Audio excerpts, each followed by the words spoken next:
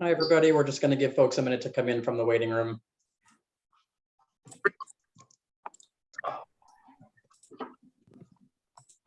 And as a reminder, as you are entering from the waiting room, please do remember to keep yourself on mute,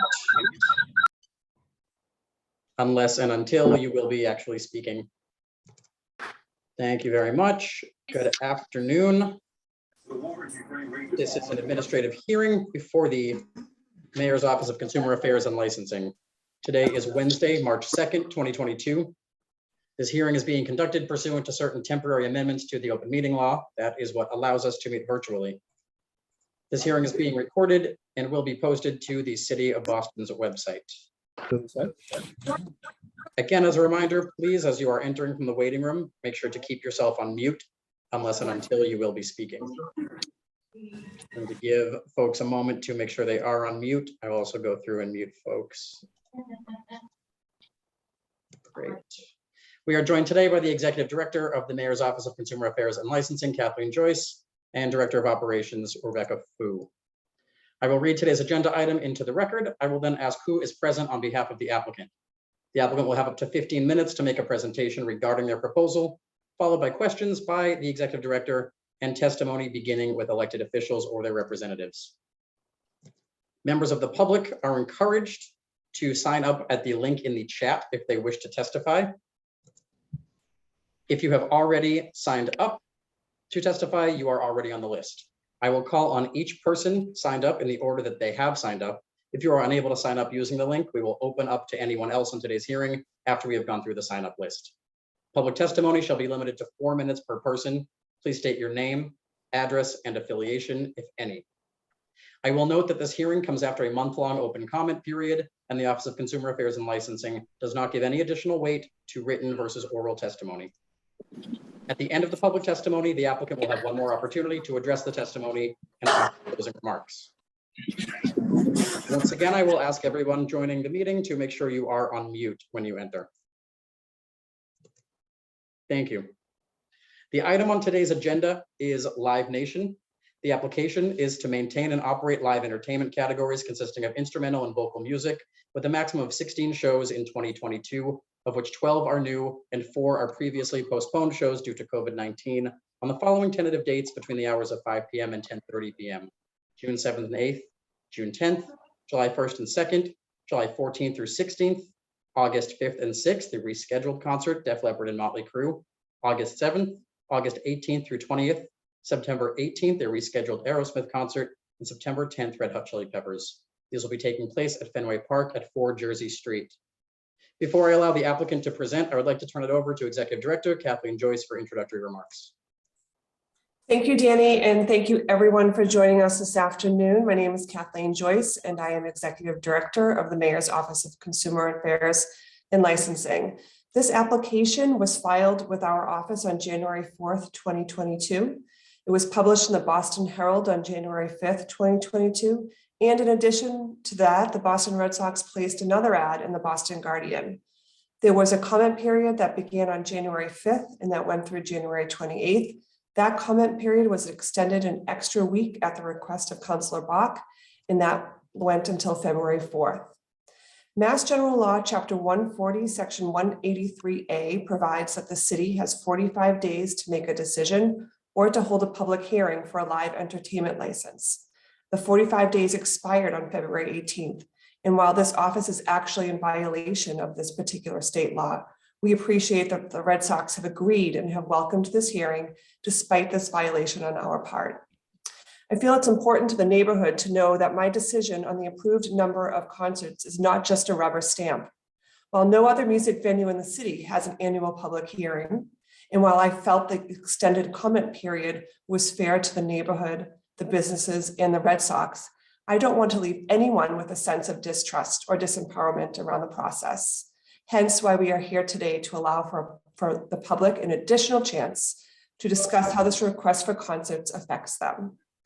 The decision I am charged with making is whether to grant the application before me for 12 concerts plus an additional 4 to make up for the past 2 years of lost concerts due to COVID-19. Each year, this decision is made by balancing many interests, including from neighbors, residents, visitors, businesses, small and large. This year, as the city and its economy are still recovering from this pandemic, it's especially important to get that balance right. I'd like to read into the record, because we did have a 5-week comment period, that we did receive a written letter of support from Councillor Flaherty, who I see has joined us today. We've received a written letter of support from Councillor Flynn. We've received a letter of support from Councillor Murphy. We've received a letter from Councillor Bach that spells out arguments in favor and arguments against. The arguments in favor would fall into the bucket of making up for the pandemic cancellations and the impact it's had on our economy, providing an infusion of revenue for local businesses, and also being a valued source of connection for many Bostonians.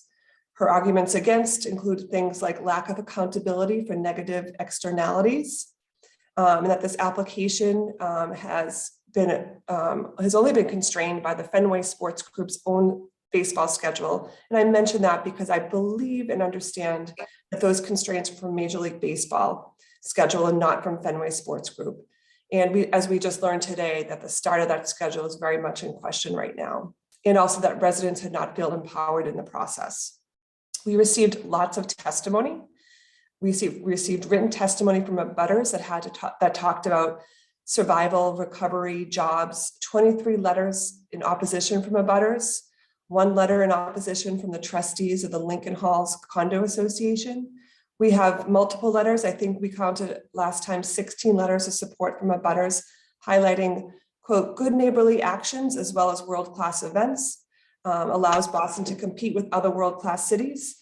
Letters from the management company of a nearby residential building, support from Jim Rooney at the Chamber of Commerce, support from Martha Sheridan from the Greater Boston Convention and Visitor Bureau, support from William Kenny at Copley Place Simon Group, support from the House of Blues, who have 240 employees, the general manager from Lowe's Boston Hotel, a letter from Tiffany Faison, who outlined her 75 employees who are impacted by this, several restaurants, I won't even go into them, several other hotels, but I'd like to note that Hotel Commonwealth pointed out how this has allowed them to keep their employees working, employees like housekeeping, food service, and front desk workers.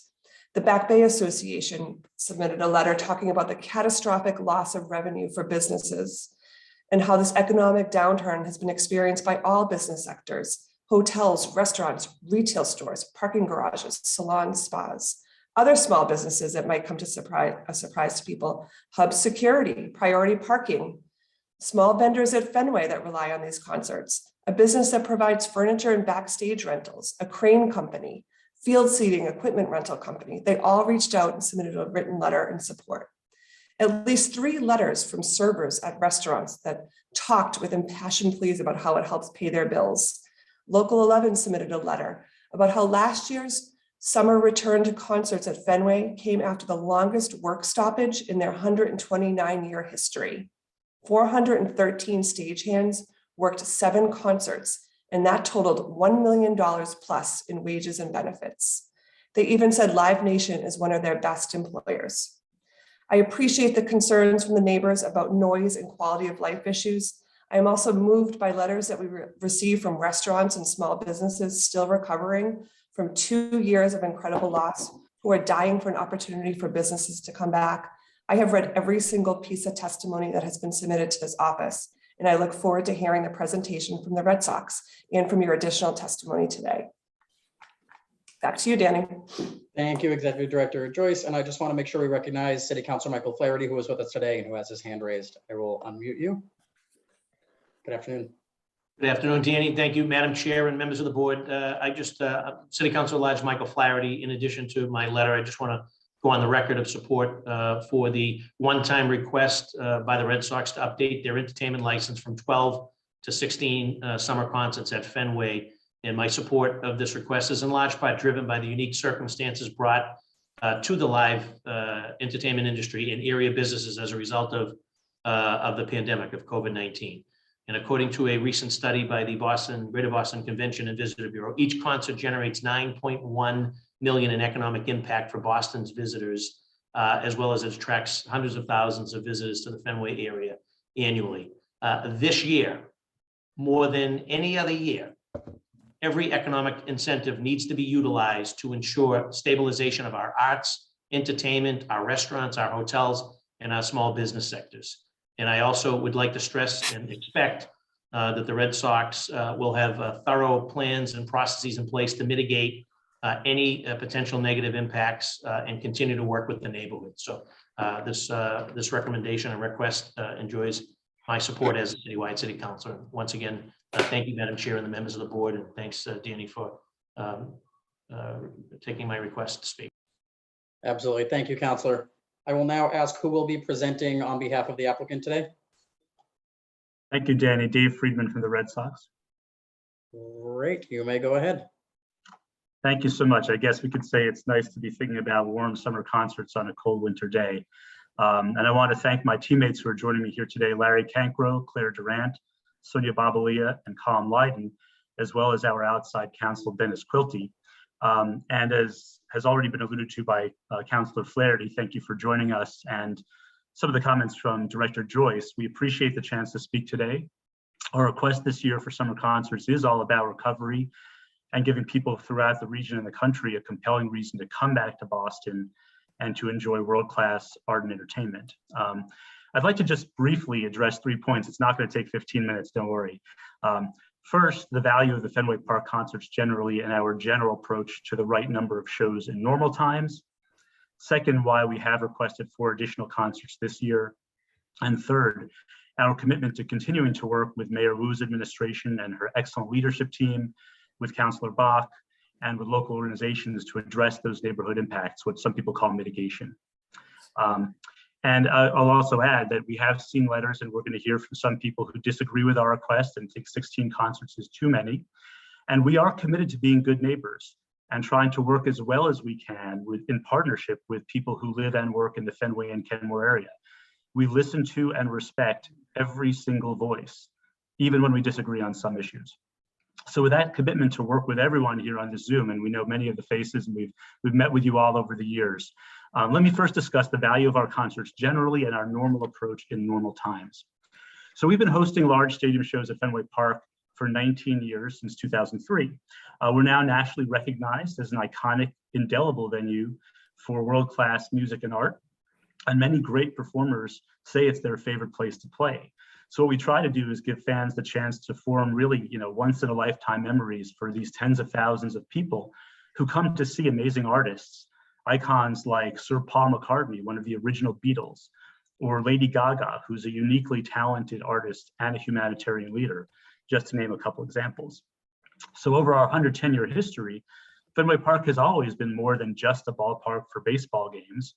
And we seek to bring in these world-class open-air shows for artistic as well as economic reasons. When it comes to the economics, our business does help support several thousand local employees who work in local businesses here in the city, and many of whom live in the city. A study in 2018 by the Greater Boston Convention and Visitors Bureau found that each Fenway Park concert generated more than $9 million of economic activity for local restaurants, stores, hotels, and other businesses, and that doesn't include the additional state and city tax revenue. So the figure of 9 million may actually be higher today. Now, for the past decade, we have generally sought to line up to 12 concerts a year with the prior knowledge of the city and the community. And for the past several years, this licensing office has granted us permission to seek up to 12 concerts. The concert business is very unpredictable and fluid, and you rarely get the number of shows you seek. In fact, we never have. But we do believe that 12 is a proper number for a license in normal times. Now, the Fenway Civic Association and Tim Horn, who is a great local leader, have emphasized the importance to many people of trying to have at least one weekend each month in the summer with no Red Sox games, no concerts, no other major events in the summer as free weekends. And hosting 12 a year, which is an average of 3 or 4 each month, still does leave several weekends over a summer without major events. So we're cognizant of that. In the future, I'm telling you now, and you can hold us to it, that we do plan to seek no more than 12 concerts a year, unless there's some particularly unusual good reason to do so. We agree with Councilor Bach and many others, including the Fenway Quality of Life Alliance, that a long-term licensing approach would be beneficial for all of us and provide much valued predictability. Councillor Bach has in fact identified a set of issues she'd like to see addressed on a longer-term basis, and we are very open to doing our best to figure all of those out in a reasonable and fair way. So having discussed the value of our concerts and our standard approach, normally seeking 12 shows a year in normal times, the second question is, why are we seeking more this year? Why are we seeking an additional 4 shows? And the reason is simple, the pandemic. 4 concerts from 2020, Lady Gaga, Aerosmith, and 2 Def Leppard concert dates, all postponed their 2020 shows for 2 years due to COVID. The entire live music industry and entertainment industry was particularly devastated by the pandemic. And now as things have begun to recover, there are many acts that are eager to get back on stage. The return of these live events will certainly revitalize many other local businesses here at the same time. Now, as you know, we had no concerts with audiences in 2020. We had 7 last year. And as the entire city and region try to recover from the past 2 years, and we're still in recovery mode, even though thankfully we can take off our masks now, many people and businesses really are making up for lost time. People who love to hear live music and already may have tickets for those postponed shows, restaurants who barely survived and may be open still only a few days a week, the artists and the stage crews and those who work the concerts, our whole industry. So we believe that hosting a few additional shows this year is a vital way to bring people back to the city at a time when rents are going up and many employees continue to work from home, and we're all still again in recovery mode. Now, we do recognize that hosting large concerts has an impact on the neighborhood. When you bring 25 or 30,000 people into an area, yes, that will cause a couple hours or a few hours of heavy traffic and bustle before and after shows. Many of us believe that after the past tough 2 years, some heavy traffic and activity in life in the city would be a very good thing. But to be clear, we don't actually like traffic, at least not for traffic's sake itself. And that brings me to the third and final point to discuss the mitigation efforts that we have made and expanded over the years to improve our operations. So for many years, we have worked closely with many city departments and with neighborhood groups and people. And we have spent a lot of our own time and energy and money to do our best to address these concerns. We are not perfect, but we believe that our mitigation efforts have worked and have successfully eliminated or reduced many of the impacts for those who live here. Now, why do I say that? Do I have any evidence? Actually, yes. In past years, some residents had complained about sound levels at concerts. We started installing heavy buffering curtains behind the right field grandstands, and we took other measures. And as a result, we have now received compliments from the people who live here and had complained in the past. A couple quick examples. Last August, after we hosted 5 concerts in 6 days, a local resident sent us an email saying he was, quote, truly impressed with the level of sound and the attention to details during the concerts for which I was at home.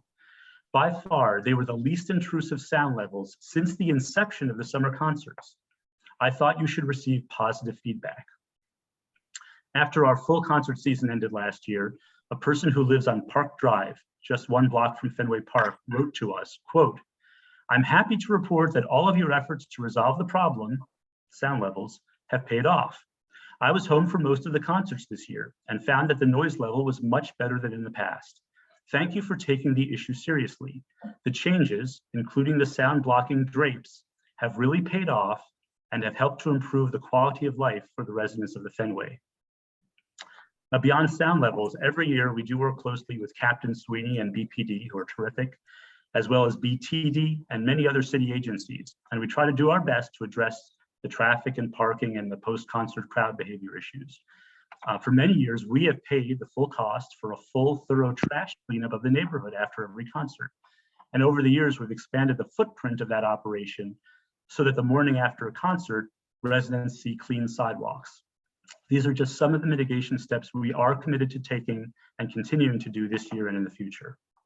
For any person who lives or works in the Fenway area and wants to discuss any of these issues more, our doors remain open and our cell phones are always on to talk anytime. Again, we appreciate the time to consider this unusual application this year. We really do look forward to working with MoCal, with Councillor Bach in particular, and with all of the agencies and organizations and people who care deeply about this area. Working together, we really hope to have a terrific warm summer recovery that can hopefully be filled with people and life and vitality and music and joy. Thank you very much. Thank you. Executive Director Joyce, do you have any questions at this time? Dave, thanks for outlining that. I know you've been before us before talking about it. I think especially this year, it's important to note that we're listening to this request or hearing this request under different circumstances. Quite obviously, that's COVID. So that is, just to sum up, that is the reason why you're asking for the additional 4 concerts. And I know mitigation efforts and working with the community have always been something that the city has pushed you to continue to, I wouldn't say improve, because that would imply they weren't great, but to continue to work with the neighborhood on.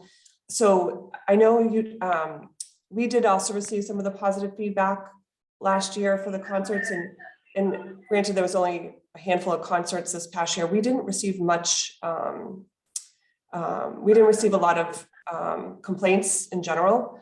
Now, what is your process internally at the Red Sox if someone has a complaint about sound? Can you tell me a little bit about those mitigation measures, what you do in real time?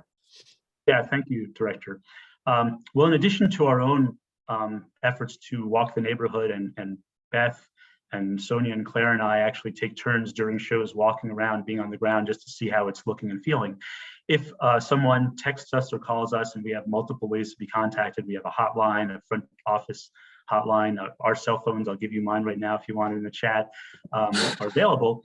So if anyone says, hey, there's a problem with the show, what we'll do is immediately call and text one of the people on our staff who's right at the engineering sound booth on the field in Fenway Park. Now, they're monitoring the sound inside the ballpark because we don't want it too loud there either. And they'll take steps to sort of moderate that. But if there's a complaint, we'll pass it along and make sure that they double check the sound levels, make adjustments as needed. Sometimes because of wind or cloud cover or other things that are way above my expertise, the sound sounds a little different in certain parts of the neighborhood. So I think that answers your question, and we certainly take that seriously because it's in no one's interest to have things that are too loud. Okay, and just one more thing. I live in Dorchester, and I've actually sat on my front porch and I've heard Billy Joel at Fenway. I think that goes to your point about you can't control the temperature or the weather on a particular day, but sound does travel. We did receive, I remember it now, I don't have it in front of me, but we did receive one complaint, I think it was last year, about during sound check. And I think that's the point of a sound check, correct? So you can actually like monitor that. But explain to me the sound technicians. Are they employees of Fenway, or tell me how that works? Sure. So you're right. Sound checks are designed to calibrate each concert and each band's system before a show. And because there's no people in the stadium to absorb sound, they may sound a little bit different on the street. We try to limit the duration. And we always tell the neighborhood there's going to be a sound check, tomorrow afternoon between 2 and 4 o'clock. So we hope that our long email list gets to people and they know what to expect and aren't surprised by it or disrupted. The engineers on the field that I mentioned in a tent on the concert field are not Red Sox employees, but they work with the band, and they're engineers who are professionals. Some of them have played Fenway Park multiple years. Some of them, this was their first time in Fenway Park, and they're adjusting to the circumstances. And we emphasize to them, Fenway Park is unique. It's great for a lot of ways. It's right in a neighborhood. People from all over the city can walk to the show. And we're in a neighborhood, so you got to be careful and treat this differently from if you were out in the middle of a cornfield or something. So there's no question that we try to work as closely as we can with our engineers. So there is a process in place, and the neighbors know what that process is to contact you. Yes, and this is all we view this as a partnership truly between us and Councillor Bach, who's often phenomenal. And many of the faces I see here are people who I believe are friendly faces, I hope, and people who we've worked with all the time. And so when we get ideas from any quarter, we'll consider them and often spend money to address them and try to do our best. Okay, thank you. Thanks for your time. Great. Thank you. Before we turn to members of the public, are there any elected officials or their representatives who wish to testify? Jenny, I think I see Councillor Bach, or I saw her. Yes, there we go. Hi, Councillor Bach, would you like to speak today?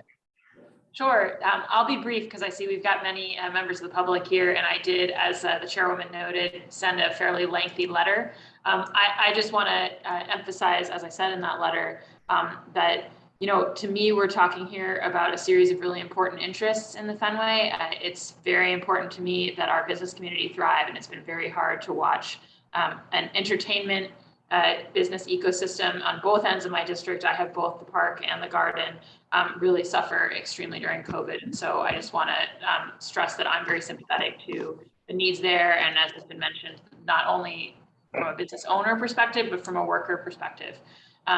And I do think that we've all missed opportunities for connection in the pandemic, and that concerts and opportunities to safely gather, especially outside, are an important piece.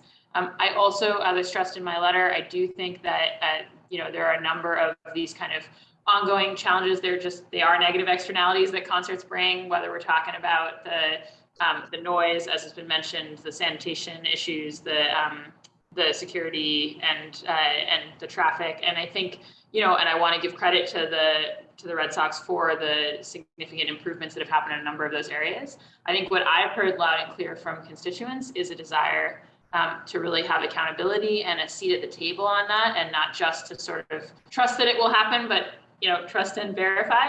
And I think that as I tried to express in my letter, it really feels to me like we need a long-term resolution of this issue, because it's kind of been an every year to the parapets conversation. We're having a different conversation this year because of the COVID context, but in another way it is back to the same. And I don't think, as a counselor who cares tremendously about both Fenway residents and Fenway businesses, that this makes sense as a dynamic. I think when the concerts began 20 years ago, it was one and then a couple, and then it's really moved into being more of a mature business at Fenway Park. And I think it's a fair question from the neighborhood, how that's kind of managed on a mature business framework, what the benefits are to the community, how kind of we harness that and figure it out together. And I just want to be clear, as I think I was in my letter, that that's something that I stand ready to work with the mayor's administration and the Red Sox and Live Nation on, because I do think that we really need a longer term resolution here, and especially because I look at this list and it really is, it's all friends and important stakeholders in the Fenway. And so, Madam Chair, thank you for holding this hearing. I do think it's important for people not only to get a chance to voice their opinions, but also to hear each other. That's part of what we aspire to with these democratic deliberative processes, is for people to have a chance to understand each other's perspectives on this issue. And I just want to stress that as an elected representative for the Fenway, I really am looking for a way that we can reach a kind of longer term resolution that balances all of these needs and considerations. So thank you so much, Madam Chair. Thank you, Councillor. Are there any other elected officials or their representatives present who wish to testify in this matter today before we open to members of the public? Okay, we will now turn to public testimony in the order that it was received on the sign-up sheet. As a reminder, you will have 4 minutes to testify. When you are testifying, please state your name and affiliation, if any. The first name that I have signed up on our list in front of us is John Buxton. Mr. Buxton, you may unmute yourself, identify yourself, and begin. Your 4 minutes start now. Thank you. This is an issue which benefits a huge number of business people, the Red Sox number one, but lots of neighborhoods. And I agree with Councilor Bach that it needs to be done to help the bottom line. However, there needs to be compensation to residents in the neighborhood. One, they need to have a professional sound company do sound level measuring, because no one from your end has been doing that, knowing that this will violate a city ordinance. Two, 1% of that $9+ million should be given to the Fenway Civic Association for making things easier for residents, not necessarily just on those days, but maybe so. Third, the traffic is so horrendous that it takes an extra half an hour to an hour to get home on those concert nights. And no one is compensating the residents who live here who can't get home anyplace other than Fenway. Two other pieces on it. One is the chairman has already expressed a support for what's going on before hearing even any of the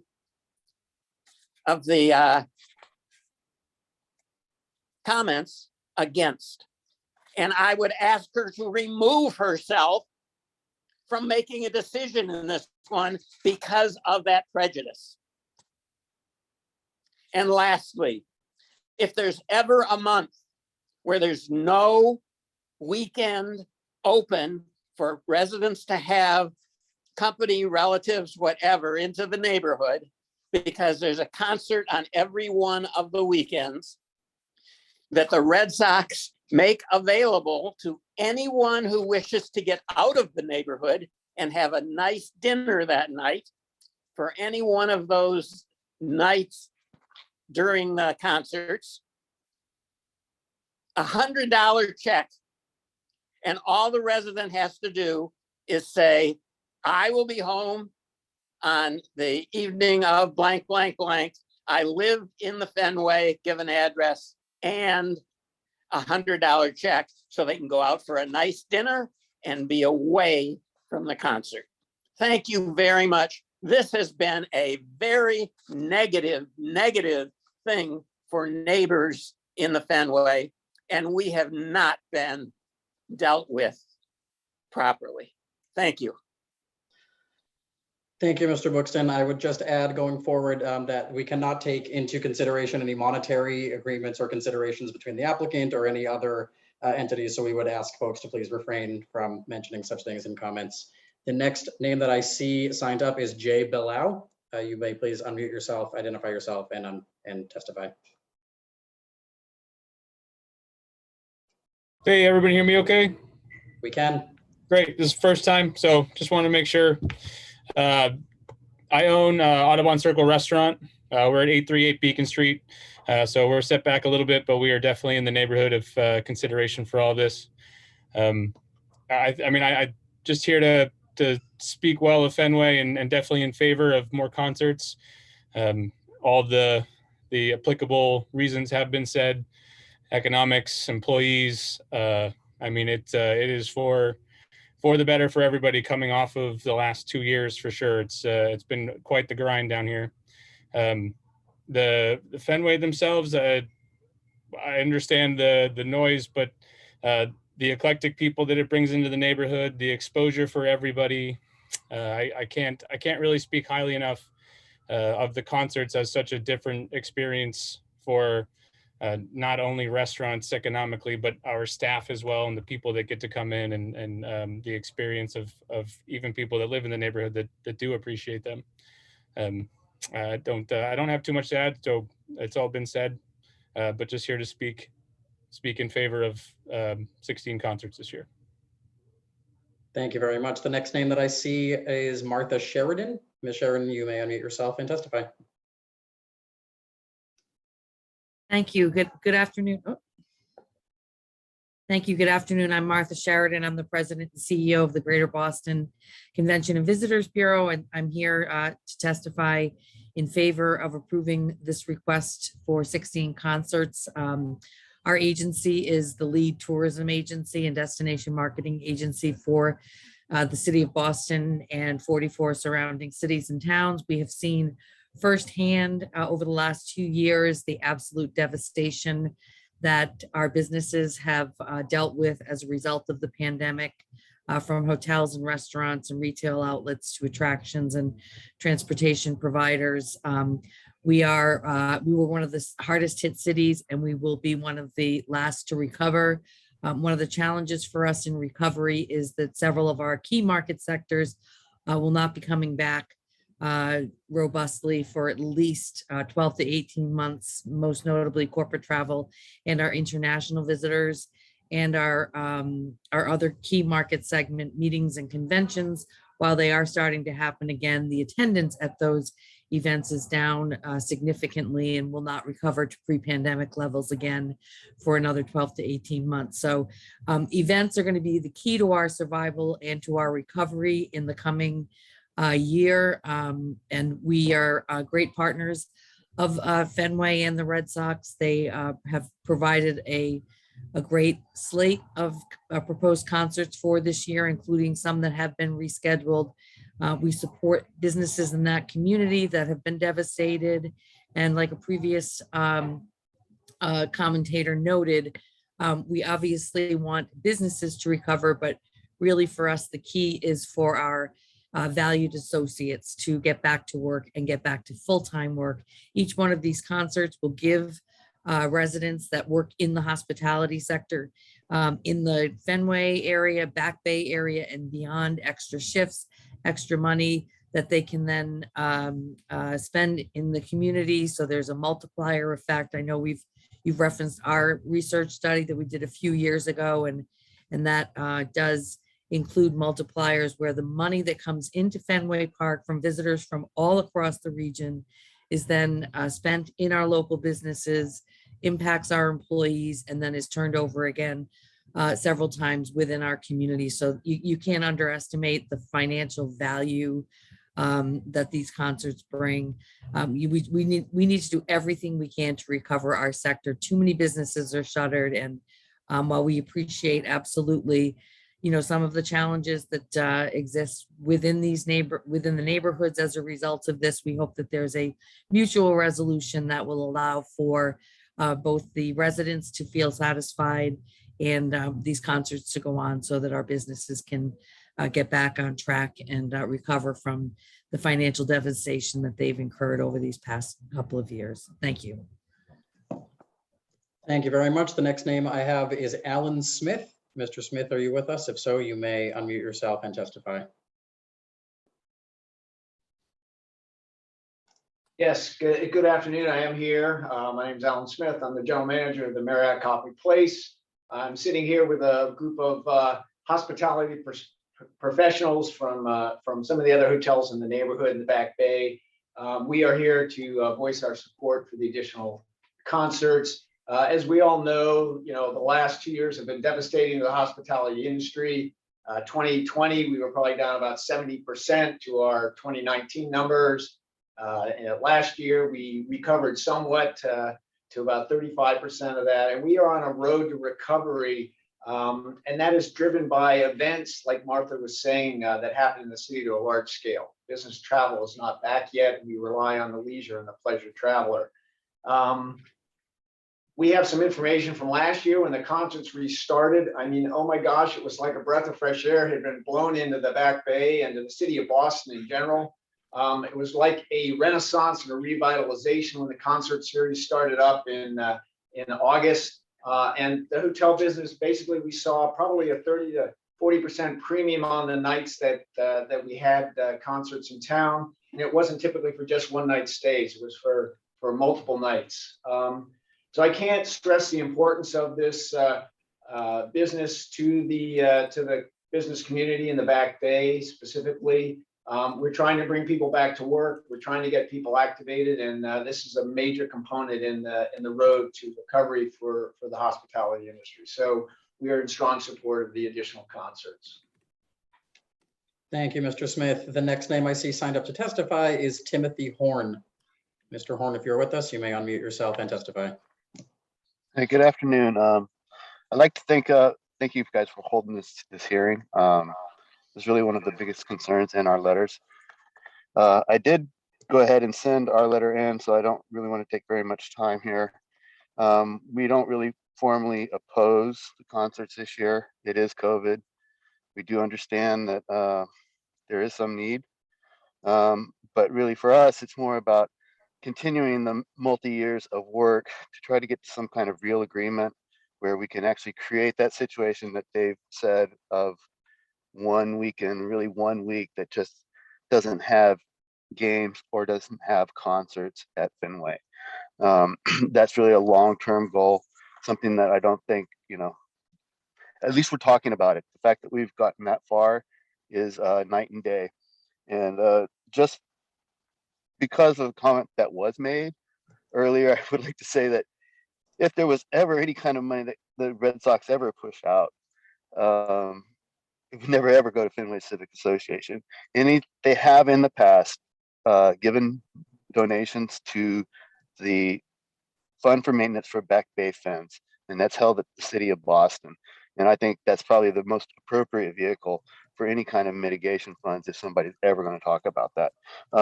Outside of that, I just wanted to really reiterate that it's really good that Kinsey's on the ball here and is talking about an agreement, and that we're talking about the future. And also, it is really, really funny to be here in the Fenway and hear a lot of people outside of the Fenway saying how much they need us so that they can make their money. And this is the community that doesn't get the street lights, that doesn't get the traffic lights. We get kind of like, we don't have a library, we don't have an elementary school, we don't have any of the things the rest of the city has, and yet it seems that we're very important for everybody's economic viability. I think something's got to change here. We need a little more attention. Thank you all for having this meeting. Thank you. Thank you. The next name I see signed up is Terry North. Ms. North, you may unmute yourself and testify. Hi, I just want to reiterate on the letter that I wrote in support of the increased number of concerts.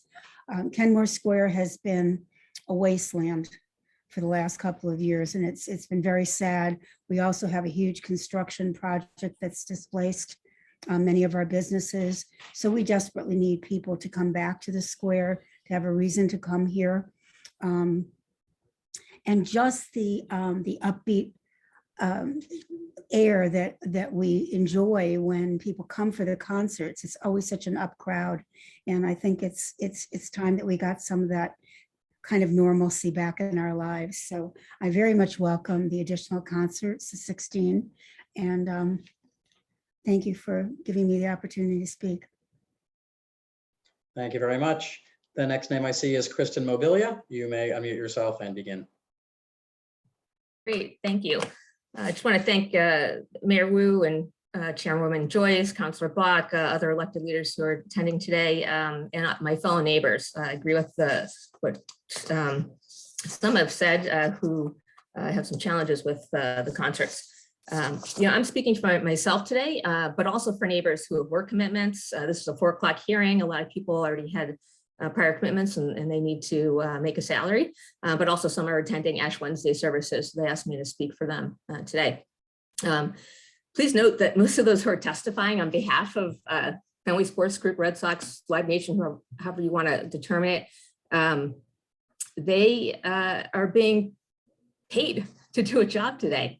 And they have dollars on the line. So the motivation is very different than residents who are taking time off from work today to be present. It's just a very different scenario. So I want to make sure that's noted. The argument for Fenway Sports Group missing out on 4 concerts last year is just a real stretch. I and my fellow neighbors would like 10 years of our lives back for all of the impact of the construction that's been going on and continues to go on. Unfortunately, we've all suffered in the past, and especially the past couple of years, but there are no do-overs for the residents here. I don't see why the Red Sox get a do-over to make money on the backs of residents. Also, I want to note that the introduction to individual listings of business comments was unbelievable at the beginning of this session. And there were 2 generic sentences that described what residents go through. It's such a marginalization of the effects of concerts on thousands of residents who live in the Fenway area. We're the ones who've been going to local restaurants and local businesses during the past couple of years. I and neighborhood friends have shoveled out patios in this neighborhood so that we could eat at these restaurants during outdoor winter temperatures. So we are pro-business. The fact that we keep getting painted differently is just really frustrating. As for complaints from the neighborhood, we're exhausted. That's why people aren't calling. Year after year, you feel unheard. Residents aren't motivated to make these calls. And you know what? I actually sent an email this summer after the pyrotechnics went off at Fenway Park that were not even announced to residents until after the concert started. I sent a letter to David Freeman. I CC'd Chairwoman Joyce. People are aware of this. This has not been mentioned here. Also, it has not been mentioned that pyrotechnics should be a very sensitive topic. There was a group that was formed by the mayor during all the firework issues that happened over a year ago. It's a very sensitive topic. Yet for some reason, there are lawyers, there are marketing people, there's all sorts of people on staff at the Red Sox, but no one thought that this might be an issue for residents. It's always mea culpa in terms of the Red Sox. So I just, it's beyond me. Anyway, I want to make some other key points. We are not saying no to concerts. There's not a movement to ban concerts here. And it's not just about noise that keeps getting brought up as a main point from others. It's about health and safety and general quality of life. We're already up at our nose levels in terms of, impact on the neighborhood because of baseball games, which we all bought into when we moved here. But this just puts us way over the edge. The only true mitigation is no concerts, but we're just saying a 6 concert limit, maybe a little bit more from some others. It's a compromise that residents are willing to make. I think we can all agree that decisions of this magnitude should be based on facts, and we haven't been given many over the years. We are still waiting on many fronts. Noise. Nowhere in the licensing agreement is there a checkbox for economic impact. If that were a qualification, which we're hearing is the reality in this process, that's at least what I'm hearing today, then there should be transparency in a public economic impact report. I have a feeling that much like a sound study, the Fenway Sports Group and Live Nation do not want to share that information. Please note that any seasoned business person knows that dependency on 6 to 16 concerts a year is not a solid business plan. If businesses need support, there should be a year-round plan that would better benefit businesses as well as employees who depend on a weekly paycheck, not on a 16 concert paycheck that happens during a part of the year. Residents are the ones who secured a noise study through a partnership with Dr. Erica Walker. We had to go out and do that. The Red Sox didn't do it. The city didn't do it. There's sustained traffic for concerts that creates more sound, air pollution. It creates surge pricing for taxis, for ride sharing. The MBTA bus routes on Brookline Ave and Boylston Street are greatly affected. Residents have personal stories of being stuck in ambulances. What's the value of a life here? Where's the transportation study? Where are the facts? I'm very much supportive of a good neighbor agreement. We have to be done with this dance that we do every year. I think everybody would like that. It would create a better balance for residents, and we really need true mitigation in this process. Also, I just want to note that the opening comments by the chairwoman stressed a fair process. I agree, though it very much feels like the deck is stacked against Fenway residents right now. We bear the externalities of the decision, and that's really not fair. We don't get the payoff that everybody else has been speaking up on this call. I hope this decision is made with a moral and ethical compass. Thank you. Thank you very much. The next name I see signed up to testify is Sean Curran. Mr. Curran, you may unmute yourself and testify. Thank you. Can you hear me? We can hear you. Wonderful. So my name is Sean Curran. I serve as the secretary of the foundation board of the Boston Arts Academy, as well as the co-chair of the Academy's capital campaign. The Fenway community has been our home for many years, and we're looking very forward to coming back to our brand new building at 174 Ipswich Street this coming September with a full complement of our students, faculty, and staff. The Boston Arts Academy Foundation Board fully supports the Boston Red Sox in their application for the Fenway Concert Series this upcoming summer. Fenway neighborhood is in the process of becoming the arts hub of Boston, and will soon be home to new venues of varied capacities, including the performance venue that the Red Sox are developing across from our new school building, the Black Box Theater on Boylston Street that will feature LGBTQ content, and the new Rockwell Hall for more intimate performances. As the only public school for the studio and performing arts in our Commonwealth, it is particularly affirming for our students, parents, and faculty that the Red Sox will continue to bring major musical performances to our neighborhood and city. A rich and thriving arts scene in our city demonstrates to our students that a future in the arts, both in performance and behind the scenes, is a viable and meaningful career. It will not surprise you to know that some of the acts that will perform are also inspiration for them in their own pursuits. The past 2 school years have been difficult for our students, their families, and our staff. COVID-19 and its variants have interrupted both their academic pursuits and the honing of their artistic gifts. Many of the local establishments that support the Boston Arts Academy have also suffered economically, as has been said in this testimony today. We believe a robust concert series at Fenway Park will breathe needed life back into the neighborhood and will deliver both economic and spiritual benefits. Thank you very much.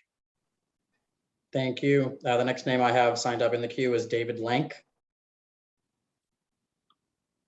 Hi, David Lank. I've been a resident of the Fenway for over 10 years. I've lived in both Kenmore Square and currently the West Fens. I just wanted to speak in support of the Fenway Concert Series and the proposal for the current schedule. I think the concerts are really a wonderful addition to our neighborhood. There's some things that I enjoy the energy in the neighborhood when I'm not in attendance. And the few times that I've had the privilege of actually attending a concert, they've really been a magical experience that I'm excited to get to share with the greater Boston community. I think the Red Sox in Fenway Park have done a fantastic job in mitigating noise and traffic, and I've seen a notable improvement over the years. Even in presentations like this, I think it's very clear that they're a steward of the best interest of the neighborhood from both a business perspective and a resident perspective.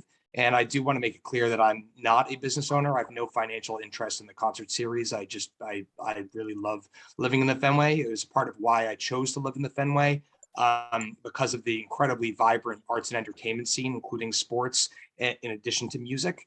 So much so, I also wanted to just say, even last year, I've heard several comments about sound studies not being done. I know for a fact that some members of the Red Sox have walked around the neighborhood and set up stations over the neighborhood with decibel meters. Further, I've gotten texts from people that I know within the organization asking if I can hear things from my window.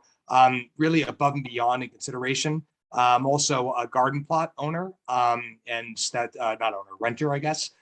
Something else, just as far as a community stakeholder, I think I'm as kind of ingrained in the community as I could be from a resident standpoint. And I just wanted to applaud Fenway and the Red Sox. Really excited about the proposed schedule and the artists that are coming to the neighborhood. And what else can I say? Also, I'm pretty sure, for those of you who don't know, that the Red Sox home game schedule was shortened by 6 games this season. So that perhaps might soften the blow as far as any additional concerts that are being proposed. Thank you for the opportunity to speak.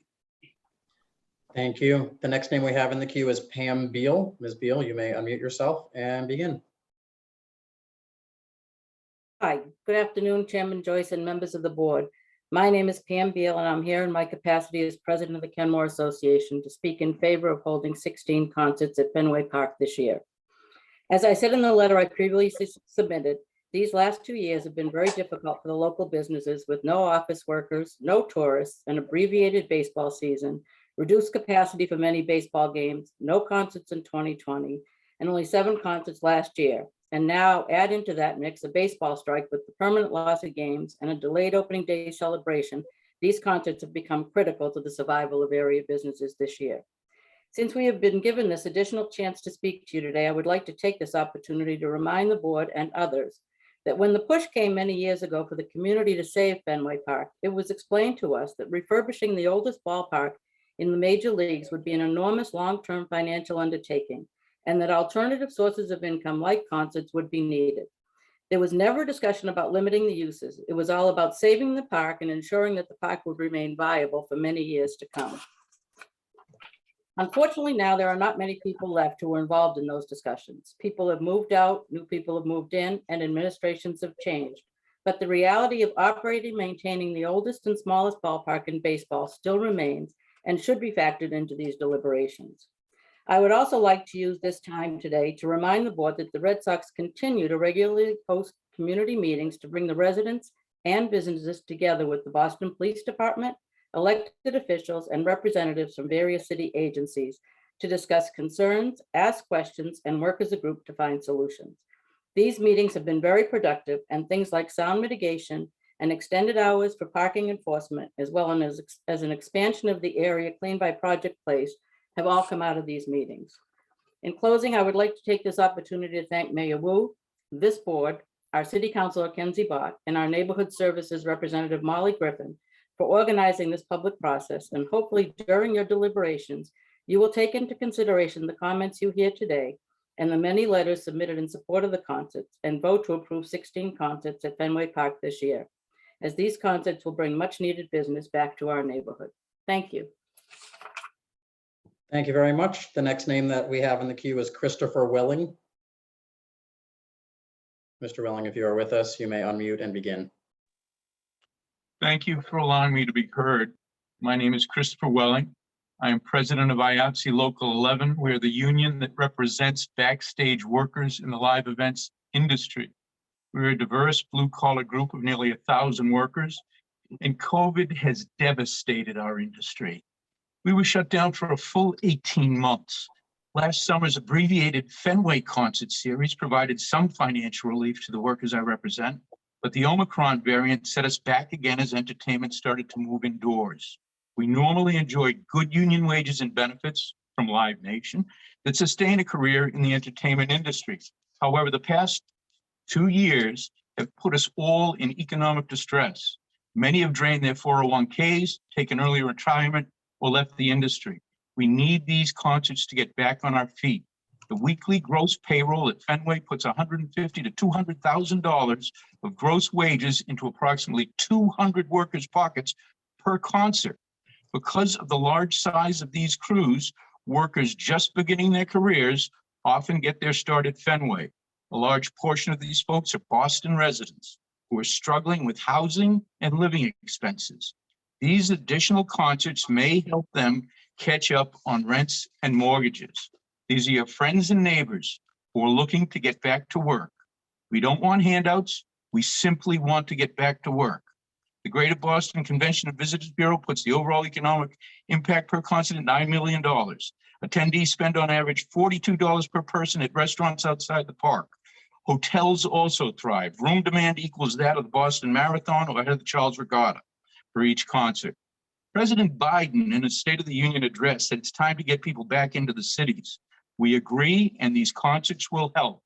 I urge you to allow us to rebuild the vitality of Boston and to improve the financial outlook of the entertainment, hotel, and restaurant industries. Please, it's time to make music and let people dance and sing. Our mental health demands it. Please allow these concerts to take place. Thank you. Thank you very much. The next name we have in the queue is Christopher Scott. Mr. Scott, you may unmute yourself and begin. Thank you, Chris. That was well said. My name is Chris Scott. I'm the managing partner of the Capitol Grill in Boston, right on Boylston Street, right outside of the Fenway. I'm going to be brief. I just want to show my support for the Boston Red Sox and their quest to do the additional concerts up to 16, which is at a time right now coming out of this pandemic is crucial for the people in the Back Bay, Fenway, Kenmore Square, the restaurateurs, the hotels, and all small businesses. And I want to support them and support our neighborhood and continue to strive to make Boston a championship city and a world-class city that people want to visit. Thank you. Thank you very much. The next name we have signed up in the queue is Charles Ferrara. Charles Ferrara, 20-plus year resident of the Fenway, speaking for myself today. I don't know about you, but this pattern of year after year, beleaguered residents coming to these hearings, trying to communicate the personal impact of living in such close proximity to Fenway Park is exhausting and frustrating and, quite frankly, not satisfactory. I believe that this model of the once-a-year hearing regarding the petition for concerts is insufficient and not a good model to represent what we should presume is good intent on both sides of the argument. I think the only solution for this is to move toward a brokered set of talks that brings people of goodwill and divergent interest together in an environment, to use Dave Friedman's words, reasonable and fair discussion. A neighborhood agreement would be an objective, mutually beneficial agreement to hold all parties to accountability and to make sure that the best interests of all stakeholders is honored in a fair and reasonable way as much as possible.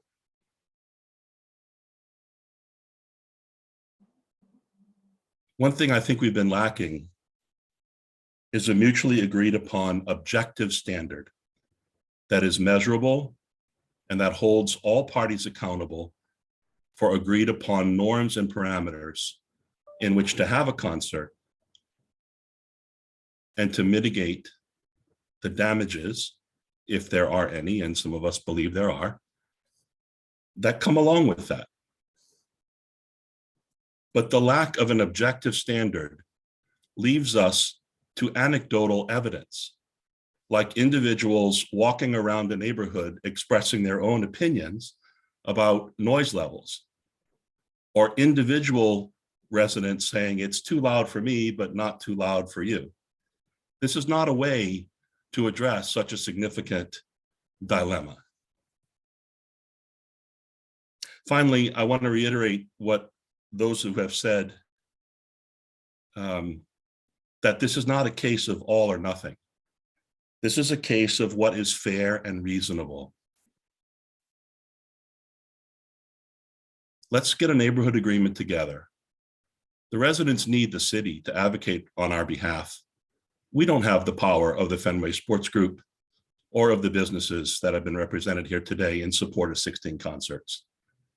I implore Ms. Joyce and our counselor to bring the parties together for reasonable dialogue that produces a fair agreement that represents all of the interests in the best way possible. Thank you. And I just want to say, I do appreciate these comments, but I am going to say for the public record again, it is not my role to work on a neighborhood agreement.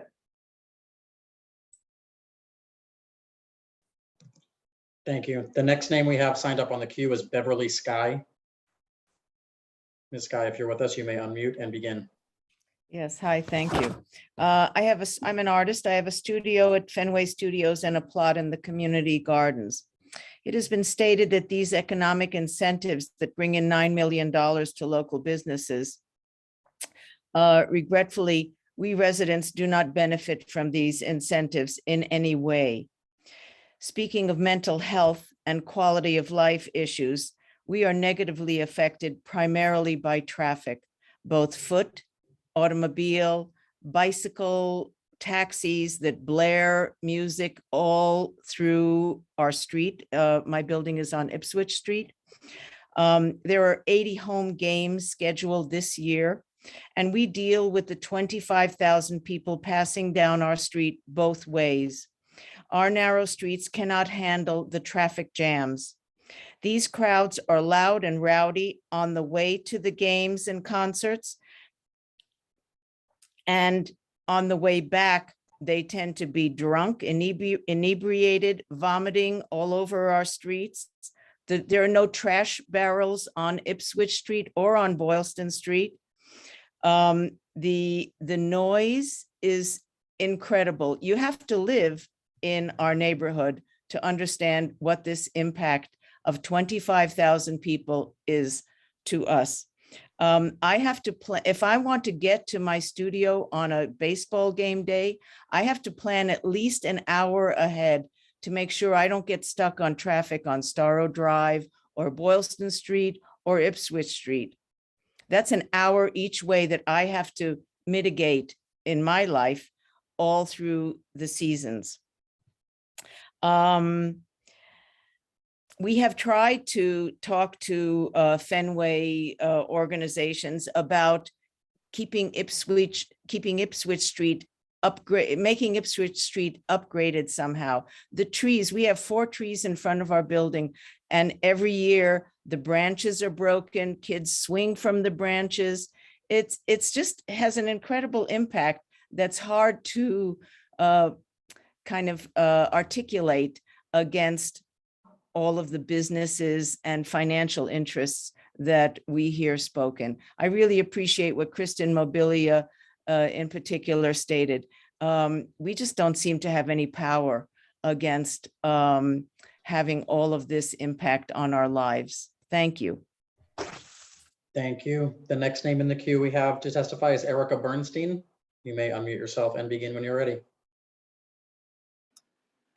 Thank you. I'm a longtime Fenway resident for over a decade, and prior to that, a Kenmore resident.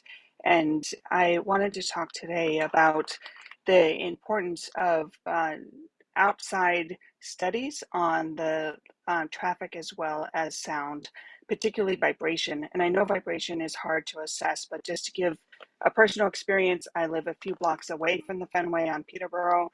And at almost all of the concerts that have low bass, we have things in our apartment that fall down. The vibration makes it impossible to stay in your own home. Now, we are happy urban residents. We live in the city for a reason. And we understand when we came into this neighborhood that we would have significant difficulties around parking on game days and noise. But you do have an expectation that when you're in your own space, that you can have some freedom from the onslaught, and to have the vibration on the concerts be throughout the entire summer without a single break, leading to problems in your own apartment where you can't sleep because of the vibration, is a serious problem. So I'm hoping that, as many people have said, that there are good faith agreements to actually have outside measurements around noise, around traffic patterns, around impacts to the neighborhood, because we all know that urban neighborhoods die when balance is not kept, when they become more about business interests and about luxury apartments and about investors than the people who actually live and function within the neighborhood.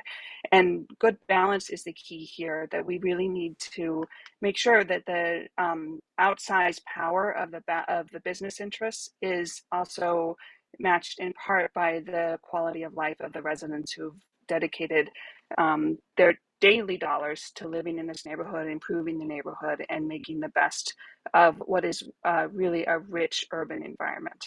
Thank you. Thank you very much. Up next, we have Thomas Bacelars. Mr. Bacelars, you may unmute yourself and begin when you're ready.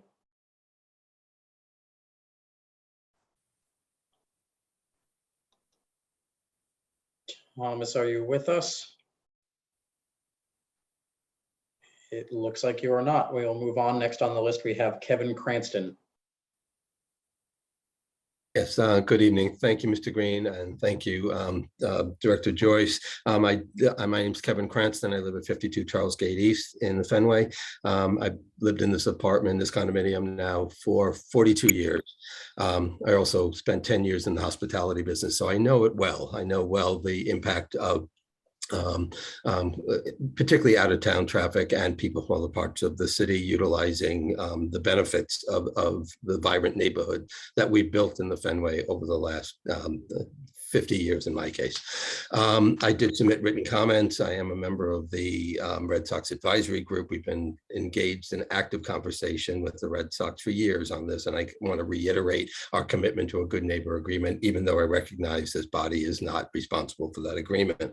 I raised my daughter here, and it is out of balance. I keep hearing the word balance, and I keep hearing the word recovery, and I'll come back to those as themes. I'm not opposed to concerts themselves. In fact, I'm a great supporter of the concerts. It's the number of concerts and the loss of every weekend now between Red Sox games and Red Sox concerts this coming summer, which grieves me for my own ability to recover from COVID. We'll come back to that. A couple of comments that Dave Friedman made is talking about a couple of hours on either side of the concert. It is not a couple of hours. It's often days, including setup, activity, sound checks. And for some concerts, the activity, it spans the entire day leading up to the concert. I appreciate people having a good time, but they have a good time at the expense of the peace of our neighborhood. They've also said 12 is normal. 12 concerts is not normal. 12 is where we arrived at. Kristen put some comments in the chat about the history of the concerts. There used to be 0 concerts. Then there was 1. Then there were 5. 12, if 12 has become normal, I actually believe 16 will become our new normal. And we will every single weekend from now on in the summertime be besieged by tens of thousands of individuals. Not one free weekend means I am unable to engage in my recovery from COVID.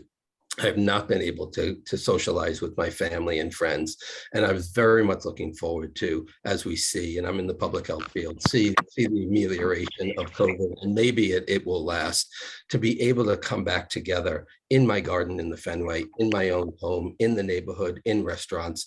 And I am deeply concerned that I basically will not have a weekend to do that with. Recovery hits us on multiple levels, in addition to the economic issues, which have been well stated. And I have a deep concern for the businesses in Boston, but I also have a deep concern for my fellow neighbors and their psychological and social recovery.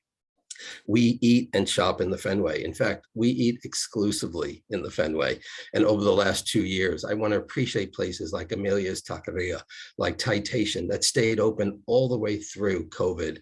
And they stayed open because we in the neighborhood ate there and or ordered takeout from there. So we are part of the economic base of this neighborhood, and we're a large neighborhood. There were some comments made in the chat about our concerns about emergency services being spurious. I live with an individual with a chronic medical condition who has twice required emergency services in the past year. I am, and he is deeply concerned about the impacts that we have personally observed and even recorded, and I've shared this previously with this body, have recorded ambulances and other emergency vehicles being stuck for 10 or 15 minutes in the traffic. The kind of traffic we see around the concerts, it's different than the Fenway traffic. It's different than rush hour. The streets are clogged with limousines and large other vehicles. We also see a different kind of convergence of traffic, of vehicular traffic that is different than we see around the games. The games, the fans, they come and they go, and everyone has it on as a clockwork. It is a mess around the concerts. And I am deeply concerned about his ability to achieve a rapid emergency response during the concerts. A lot of talk about mitigation, and I do appreciate the efforts around trash and sound that have been made. Although I do agree with Kristen, we need a greater level of transparency about those measurements. But there is no mitigation for the loss of a weekend, right? You cannot, the only mitigation for this process is fewer concerts. Otherwise, I experience this as a hostile takeover of our neighborhood. I'm looking for balance. I'm looking for the opportunity to recover, and I'm looking to this body to assist. Thank you. Thank you. The next name we have is Stephen Wolf. Hi, thank you for letting me speak. I think a lot of good points have been made today. I'm just going to make 4. The first one is that I'm a little perplexed by this assumption built into many of the comments that somehow the people coming to the concerts at Fenway Park this summer and the businesses around the ballpark have suffered from the pandemic, yet somehow, by implication, the neighbors who are trying to cap the number of concerts have not. I assure you, we have all been in this boat with you. And you see these discussions of mental health and see these discussions of stressors that people are putting up with. We are putting up with them too. And to sort of put us in a box of sort of, I don't know, unaffected, cranky people, I think is both unfair and a real misreading of this situation. So my second point is the argument that these concerts are some kind of altruistic effort to bring people back to the city is, in my view, bogus. To my knowledge, neither Fenway Sports Group nor Live Nation is a B corporation, which means that neither one of them has a social purpose as their main purpose. Their purpose is profit. So the idea that that they want these concerts for some reason other than making money, other than improving their bottom line. I'm sure it's a nice benefit from their point of view, but the idea that they're doing this for that, I think, is entirely window dressing. And sort of a related point to that is that the 4 concerts that were postponed from last summer, which to my mind could easily be included in the 12 that they are asking for, and I will repeat Kevin's comment that if you set 12 as the standard going forward, there will always be a reason to have more. And of course, from my point of view, that reason is the bottom line for Fenway Sports Group and Live Nation. The final thing I want to say is that in my view, and this is directed to Director Joyce and the other members of this board, in my view, this board has failed in its job of balancing the interests of Goliath-sized operators and David-sized abutters. And I think you can figure out who's Goliath and who's David in this scenario. The abutters, the neighbors, bear an especially heavy burden that is created by these concerts. And for the board to ignore that reality is an abdication of its duty, in my view. As far as I know, the underlying law doesn't support this, all of this testimony about economic impact. Of course, we want the businesses to survive. But as Kristen pointed out, we are the people who are here 12 months of the year, eating in the restaurants, getting takeout from the restaurants, supporting neighborhood businesses. Any business that is relying on crowds brought in by special events has not developed a business plan that is sustainable. So as far as I said, I'm sorry, I got into this thing a little sidetrack, but my understanding of the underlying law that sets up what this board does is that economic considerations are not part of your purview. So I'm not entirely sure why we have to listen to, I mean, it's great, and obviously I know the Red Sox want to hear it, but why we need to hear and why you need to take into account economic benefits or impacts of these concerts. If that's not part of your job, which I see, and I believe most lawyers will agree with me, your job is to balance the interests of different uses that coexist side by side and to reach some kind of fair and reasonably equitable balance. Sorry to overuse that word. So at the very least, I think I feel, as other people have felt, that the introductory remarks suggest that this decision has already been made and that this is for show. Okay, I'm wrong about that. I want to interrupt you because I think you're over your 4 minutes. Is that right, Danny? You are about 4:30 right now. Okay, so I'm just going to clear 2 things up. Okay, there's no board that makes this decision. It's me as executive director. Okay. The decision hasn't been made. I have extended the period for comment twice now. I extended an extra week at the request of Councilor Bach, and now I've extended it beyond the 45-day period. I'm hosting this meeting tonight. I usually host my hearings at 10 o'clock in the morning, but I was listening to the community. They all have to work too. So I made it later on in the afternoon. Let's get into the economics, okay? I'm talking about the job economics of the loss of concerts. There are people on this hearing that want to talk about money in lieu of additional concerts, and I don't want to talk about that, okay? 2 different things. I want to make that very clear that as executive director, I am not talking about money in mitigation. I brought up the economic benefits of having additional concerts and the effect it has on the economy and people who go to work there every day. That's all I'm going to talk about. If you want to talk about mitigation and money for that, there's other people that work for the city that are willing to sit down with you in your neighborhood. And just so I can clear it up and then I'll shut up. Thank you for clarifying that. I was not talking about mitigation. I was talking about whether the arguments about economic benefits belong in this hearing. And okay, and when I make my decision that I haven't made yet, I will express that in writing. Okay, thank you. Thank you. Next on our list to testify is Adam Kalari. Mr. Kalari, you may unmute yourself. Adam Kalari, are you with us? It appears not. Next on the list is Diana Rice. Ms. Rice, if you are with us, you may unmute yourself and begin. Hi.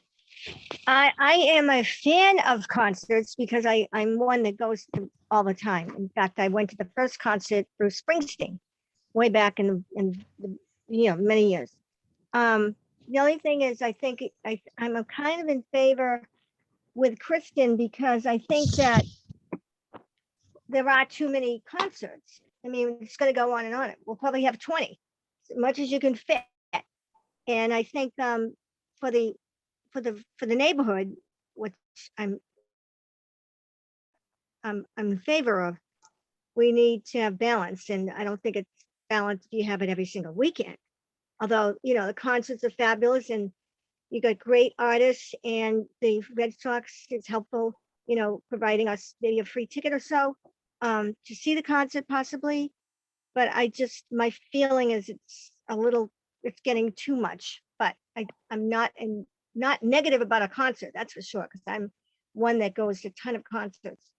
So that's my feeling, is just a little too many. Thanks. Thank you. Thank you, Ms. Rice. The next name we have signed up to speak is Dolores Bogdanian. You may unmute yourself and begin. Thank you very much and good evening, and thank you to Director Joyce for conducting the hearing. It is appreciated. My name is Dolores Bogdanian. I live at 452 Park Drive, been here for about 40 odd years. Currently president of the Neighborhood Association, Audubon Circle Neighborhood Association, which did submit a letter to MoCal objecting to the number of concert dates, a full half that fall on weeknights and Sundays. But tonight I'm speaking for myself. Okay, concerts, people having fun, people making money, lots of people, lots of cars, lots of traffic, lots of air pollution, lots of noise pollution, lots of waste pollution, solid and otherwise, lots of public nuisances, lots of people sequestered in their homes or forced to leave the neighborhood due to all of the above, lots of tired people. I don't know what it will take to get you to hear what we are saying. Perhaps you do not believe that traffic is awful. Well, come on down during rush hour to see what it's like on a concert day, right? Just come on down and see what it's like. Perhaps you do not believe that noise levels exceed the city's regulatory limit, or the World Health Organization standards for maintaining health. Check it out. As you say, the city was to do every year, but has not. And if FSG has done sound checks, where are its reports? Does MoCal have them? I don't know if you care to find out, but I hope you at least care. So I strongly support Councillor Bach's call for a good neighborhood agreement. I thank her for doing so, and I call on Fenway Sports Group and MoCal to do the same. I understand that you may not participate in negotiating agreement with FSG, but MoCal can certainly condition its approval for these numbers of concerts for that FSG would pursue this agreement. Because as Chuck Ferrara had said, it's time that we start acting like a world-class, well, combining the idea, let's be like a world-class city and stop doing this crazy dance every year. And I just wanted to throw in this little tidbit of information.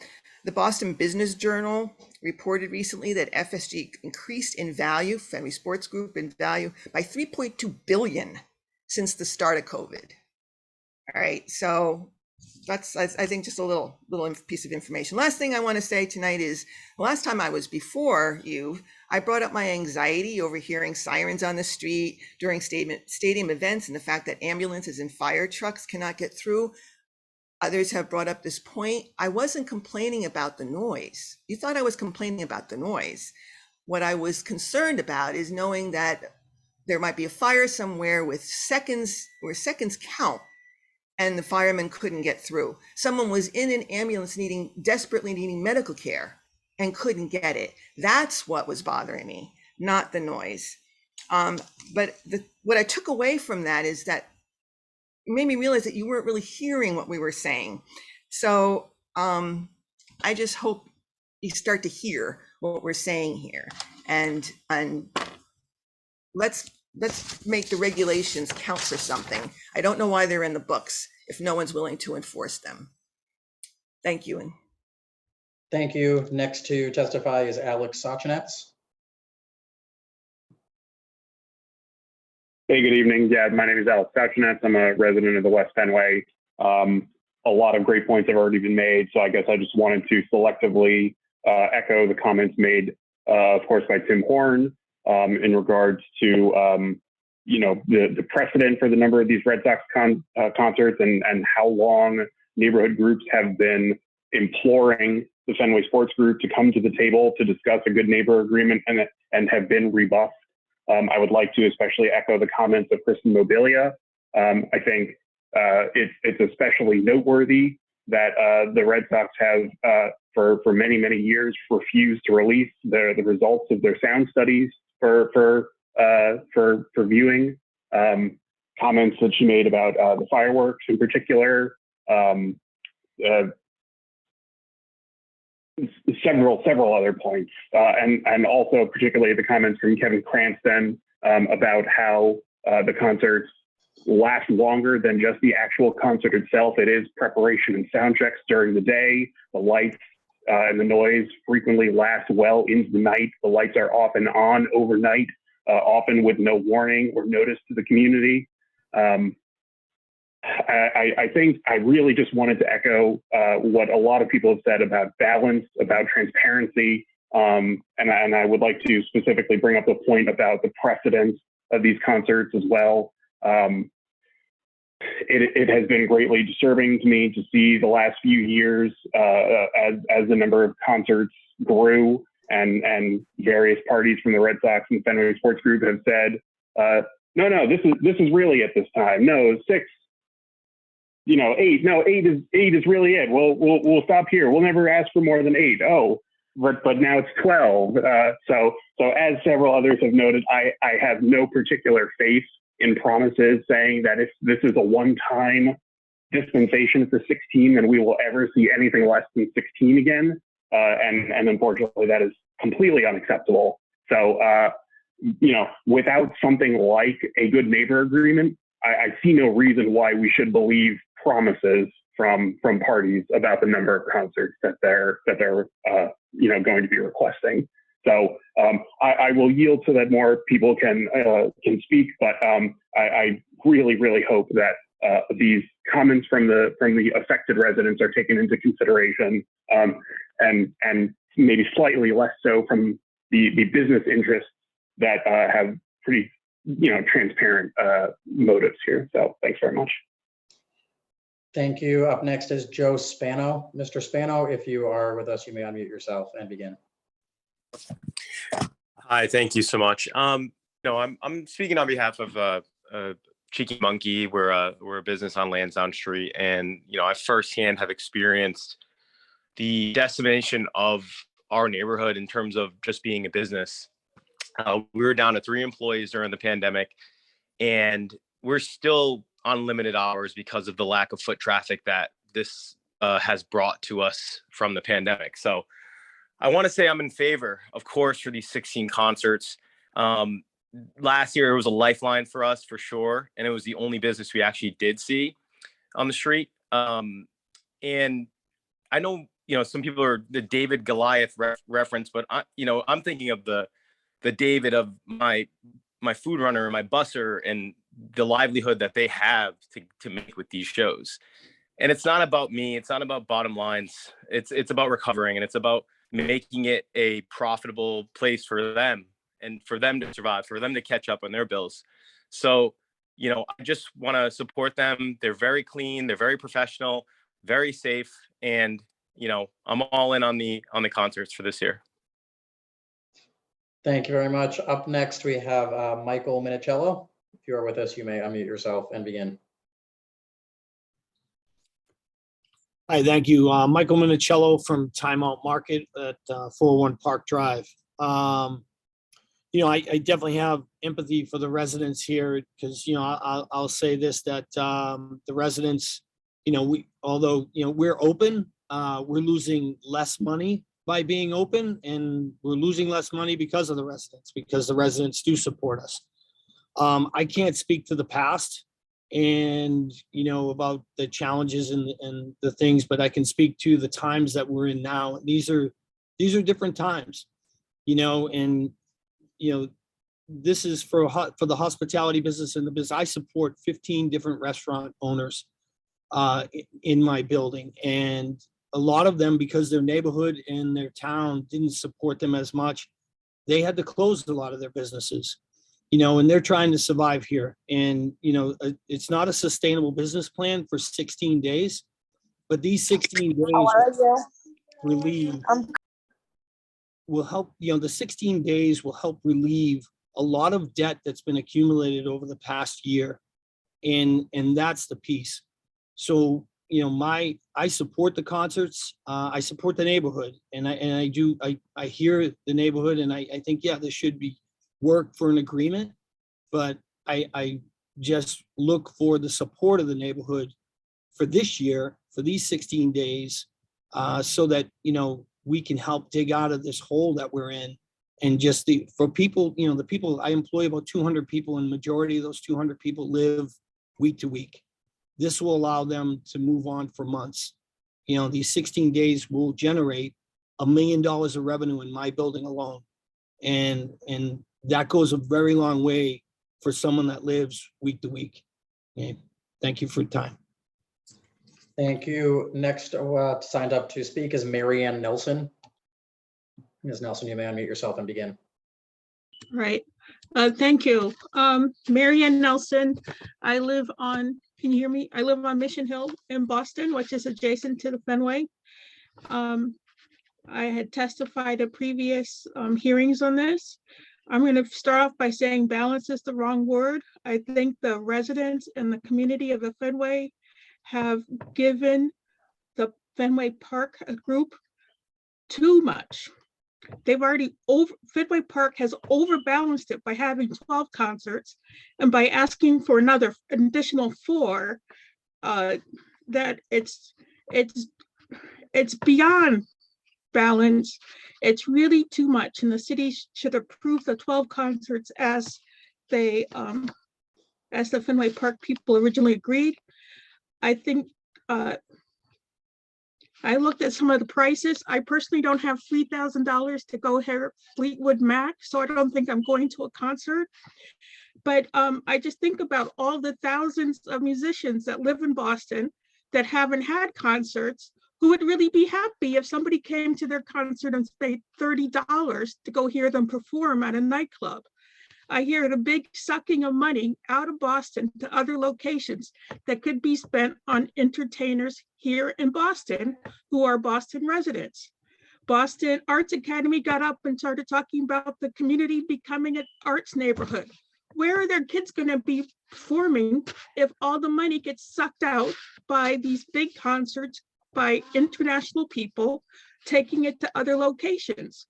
So that's one point. Second, I would say that we talk about the economic impact of this tourism business, but I would also want to point out that what people aren't saying clearly is the economic impact of the increased cost in health and other expenses they may be experiencing as a result of concerts being there. And if they were really looking, if the licensing board was concerned about the economic impact, they would look to see how much increase in healthcare costs people are experiencing as a result of having concerts, presenting all these different community stresses and air and pollution in the community.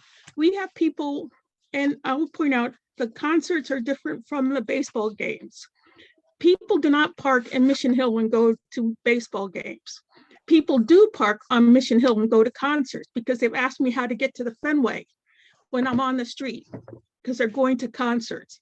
So it has an impact in more parts of Boston than just the Fenway.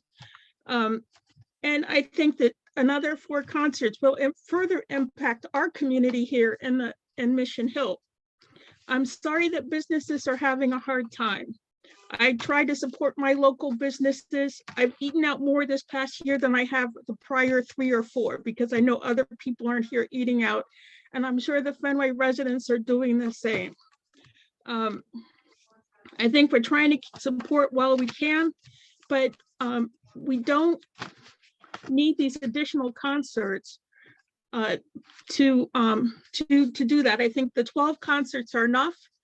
If they have 4 concerts, they can spread them out over the next 4 or 5 years, have the people come back. There's no guarantee that these 4 performers aren't coming back in 2023, 2024, because they have such a good concert here. Ms. Nelson, we're coming up on 4 minutes now. All right, and then my final thing is not to use the pandemic as an excuse to make people's lives worse. And I've heard this all the time. I'm sure that the businesses will recover.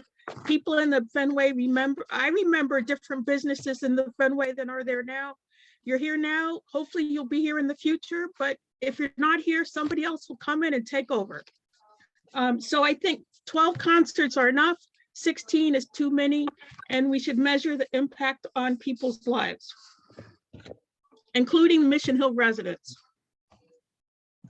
Thank you. The next name we have signed up in the queue is Chris Strang. Mr. Strang, you may unmute and begin. Yes, thank you. Good evening, Director Joyce, members of the board, friends and neighbors. Thank you for your time. My name is Christopher Strang. I live in Kenmore Square and have for many years. I'm an officer in the Kenmore Association, as well as have involvement in a number of the neighborhood organizations and have for some time. I'm here to speak in favor of the concerts, all 16 and any more that they want to do, frankly. I have submitted a written letter in support listing various reasons, so I won't reiterate the points that I've already made. I think that the points about the local small businesses and people who work there needing the economic impact of concerts is well covered so far.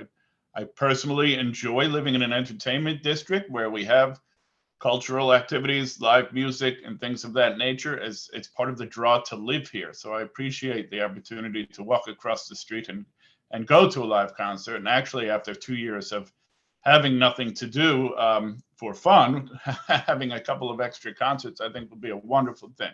And I want to speak to the neighbor that is Fenway Park and what they do for us. And I know that Director Joyce, you're aware of this already, but Fenway has regular neighborhood meetings to allow the residents to offer their input, criticisms, comments, questions about all these concerts and everything else they do, in addition to hearings like this. So they take the initiative on their own to address the neighbors' needs. And some of those needs and concerns that came up include things like the noise, and Fenway took measures to address the noise and added more soundproofing to the stadium. Garbage was brought up, and Fenway hired additional garbage cleanup crews. And I personally walked the perimeter of Fenway Park the morning after concerts and games, because that's where I go to work. And I see how much cleaner it has been since they have taken additional steps to address that.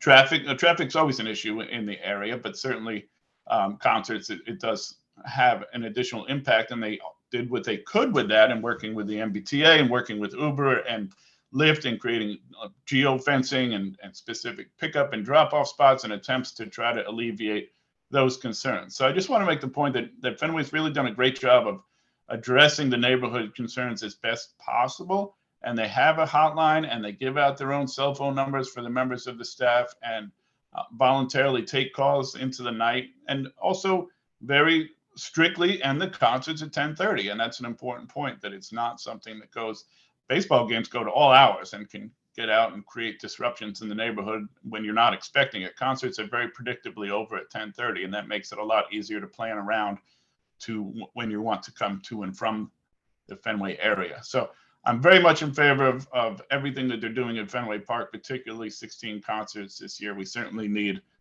some joyful music in the neighborhood again. Thank you. Thank you. Signed up next, we have Meg Meinzer Cohen. Ms. Meinzer Cohen, you may unmute yourself and begin. Thank you very much. I'm Meg Meinzer Cohen, president of the Back Bay Association.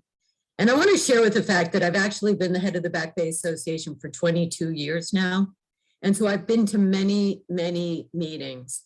And one of the things that I appreciate most are these conversations between residential groups, residents, business leaders, independent businesses, etc. This has been an unusual hearing. I sort of signed up toward the end because I wanted to hear what everybody would say. And I feel like these downtown neighborhoods benefit from the vitality and energy of both residents and businesses. And if one is failing or one is suffering, you feel it as you walk down the street. It changes a small part of the character of our neighborhoods. And I feel like this has been a long conversation about the Fenway concerts, and many of us can wave at each other and we see each other on the screen today, but we've been at hearings together, and this has been a very long discussion. And I just really want to say, I care a lot about the comments of the residents and the residential groups. I'm really hearing those comments. And I also ask for you to understand or listen with less of with an open heart about the fact that there's been a lot of suffering in the business community like none other. I have received emails, texts, phone calls from people who you would never believe so devastated by some of what's been happening. A lot of it unexpected, firing people, people losing health insurance. There have been losing housing. There's been, although there has been housing stabilization, there really have been these impacts. The business community is a very broad topic, and I represent it, and boy, do I get it, because sometimes those same business people are sort of like barking at me and asking for things that I think are unreasonable too. But the message I have tonight or this afternoon is that the business community does represent individuals who are working, who depend on that revenue. These concerts, whether you love them or hate them, directly translate into additional economic benefit that truly is making up for a tragedy of human proportion that has to do with people's economic lives that we may not always see. They might even be like at home fired tonight because there wasn't enough economic opportunity. You know, there's been other ramifications that have impacted our city having to do with people's different opinions about how we handle it. And the truth is, this Saturday, we don't have to wear our masks. We don't have to show our vaccine cards. People are feeling ready for the next phase. And I just say with as much understanding that I do advocate for the 16 concerts for this year, the 12 plus 4. I also want to say that I think it would be great if we could have something that's more predictable, codified into the future. I think it must be hard to have concerts that are planned, but we don't know if they're permitted yet.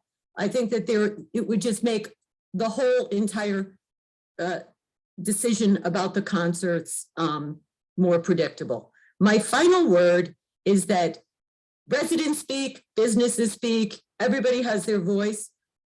But at the end of the day, that is why we're here, to let the city's representative in Executive Director Joyce hear these comments, synthesize them all, and come out with the best outcome for the city. And I have seen her do that many times, and I've seen other bodies like this do that many times.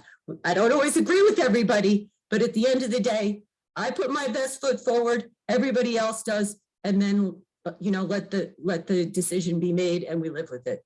So I thank you all for hearing me out. I know it's hard to hear the big bad business community, but I do appreciate you listening. Thank you.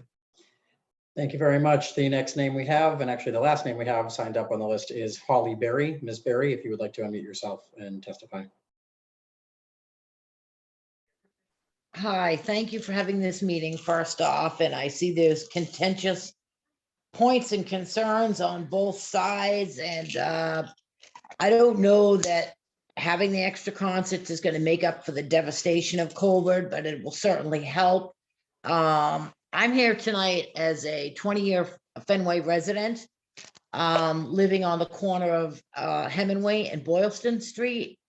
And also I think what is good to point out is I'm a musician, okay? I play percussion drums, so I'm a big fan of music, and being disabled physically, I really can't afford the tickets, but I appreciate being able to hear the music for free in the neighborhood. Okay, that being said, I think my concern is one. Hang on, you've become, I'm gonna ask you to unmute again. You muted yourself. Hear There we go. me? Yep, we can hear you now. Okay, so I'm a big fan of planning. So whether these concerts happen or not, I think the only way to really hear and understand the business point of view as well as the residents going forward is going to have to be an agreed upon number of concerts. I get this is an extraordinary situation, but if you can agree upon the number of concerts going forward, you'll have less contention. But I'm going to speak about safety very quickly. I use a rollator, which is basically a walker on wheels with a service dog at, remember, the corner of Boylston Street. So I do have to say that the both the streets and the sidewalks are not meant to accommodate the flow that's happening right now. So maybe you would want to work with the city, these organizations, the music presenters, as well as the Red Sox, and maybe kick in a little bit of that money to help alleviate some of that choke points all around the neighborhood, because I did end up getting thrown over in a bush by somebody who was drunk after a concert, and the service dog and I went down in the bush in front of Berkeley School of Music. So, you know, there is some concern about accommodating the flow that's there. 16 concerts is a lot, but the loss of COVID's also been a lot. So I would again reiterate that going forward after this extraordinary circumstances pass this summer between the games and the concerts, that people work with the Fenway residents to come up with a plan for a number of concerts, come up with a plan to accommodate the number of people on the sidewalks. I don't know if they've done a traffic flow study of pedestrians, because I'm sure if those reports were out, it'd be devastating for meetings like this. But going forward, do those studies, traffic flow studies, pedestrian studies, and mitigate with the city how to accommodate a little better the flow that does happen. So that's all I have to say. Thank you.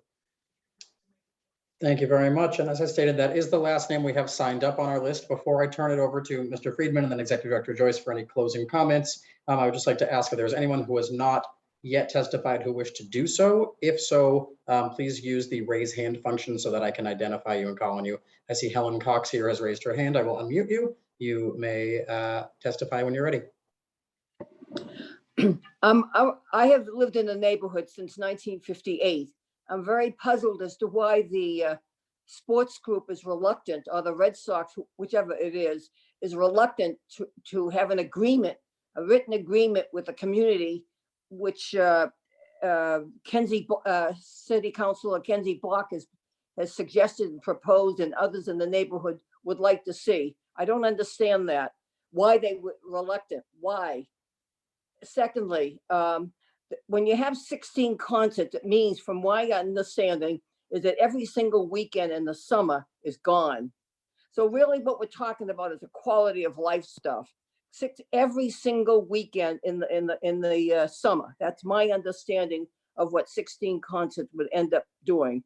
And finally, I'd like to pick up on what Dolly Bogdanian had to say when she said, when she looked at some studies or looked at something, and in point of fact, the sports group had made, I think I have this right, Dolly, you can correct me if I do not, $4 billion. The profits were were 4 billion. Even I found that hard to believe. But am I correct, Dolly? Was that what you said? Dolly, could you unmute her so she could, please? Bogdanian is the name. I think she left the meeting, Helen, but that was the increase in the value of Fenway Sports Group from 2021 to 2022. It was $3 billion. 3 billion. Thank you. So I'm puzzled by that portion of the conversation that talked about they're losing. I understand the pandemic has brought sorrow and pain and suffering to a lot, not just businesses. I totally agree with that, and restaurants in particular. But 16 concerts is too much. It's every single weekend. That's my understanding.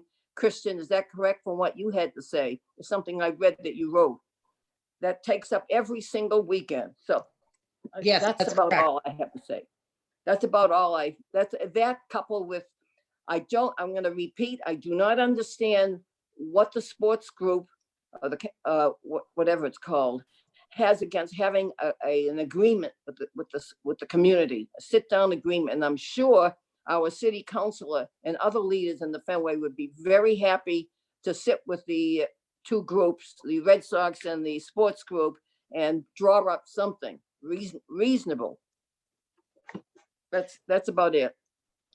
Thank you very much. I see Michael Raymond has also signed up to testify. Mr. Raymond, if you would like to unmute yourself, you can begin.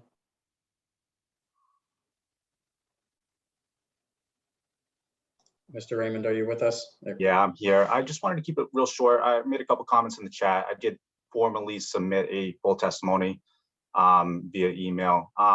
Just full support for the full schedule of 16 concerts. I mentioned in the chat regarding the number of employees we're able to retain, increase from part-time to full-time on the schedule, and just the actual event dates itself and how special and important they are for, the full-timers, that hourly employees of our gatehouse attendants with the breakfast, our front desk agents, and the rest of the housekeeping crew. It's very important for us, and we saw an immediate impact with the prospect of 16 full concerts. And 2022 is definitely an important year for us to recover and bounce back. I know that's the word of the day, but yeah, that's just our perspective over here. Great, thank you very much. Once again, there is no one further signed up at this point. If there is anybody else who would like to testify who has not yet done so, please use the raise hand function or otherwise signal to me so that I can see you and call on you. Again, this is for anyone who has not yet testified. Last call, just going through. Not seeing anyone who has not yet testified.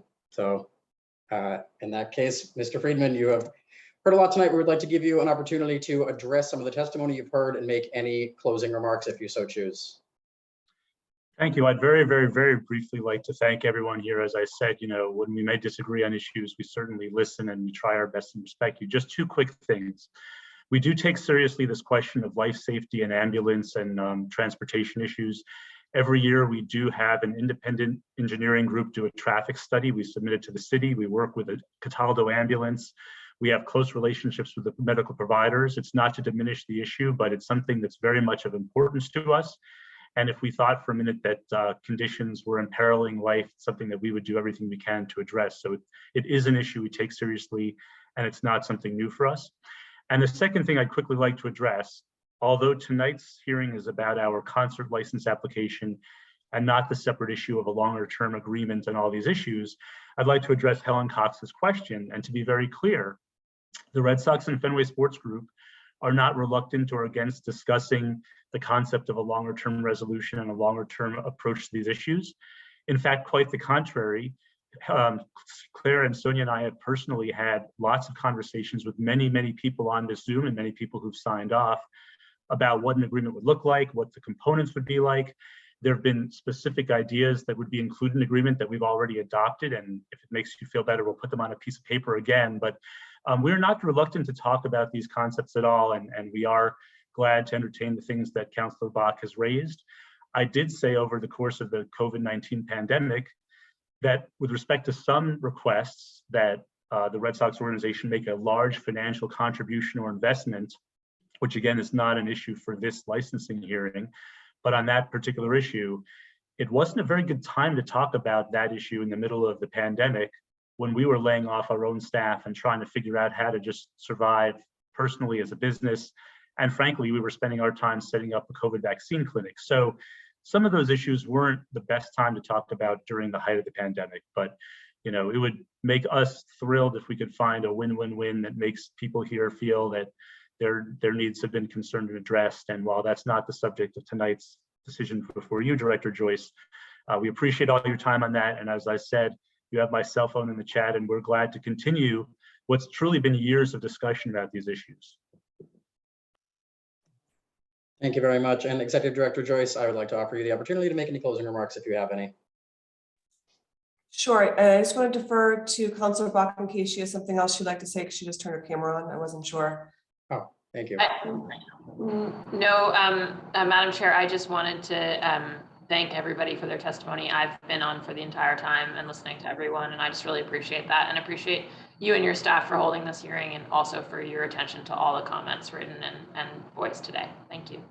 Okay, and my final comments are that we have been working or wanting to work towards a longer term license with the Red Sox for the concerts for the last couple of years, but yes, COVID hit, and it was unfortunate we weren't able to continue those conversations, but that is the goal of having this comment period and the additional hearing is to figure out how we can get towards a longer license for predictability for both the neighborhood, but also the businesses. It's very difficult, I'm sure, for the neighbors to not know how many concerts are coming up and when they're going to be.